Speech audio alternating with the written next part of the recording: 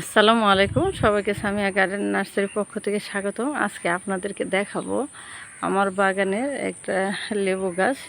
দেখেন, আল্লাহর রহমতে মোটামুটি ভালো লেবু ধরেছে। এবার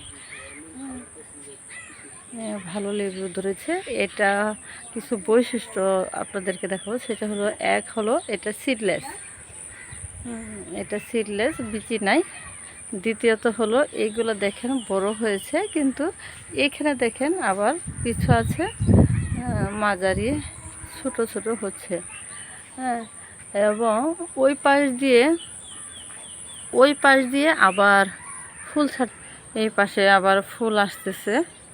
এটা 12 মাসি, এবারই প্রথম লেবু ধরলো।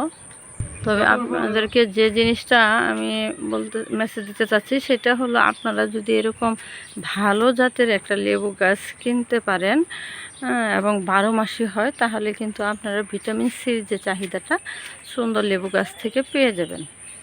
এটা সিডলেস, কাটার ঝামেলা কম, কারণ বিচিগুলো ফেলতে একটু ঝামেলা লাগে, তো ঝামেলা কম।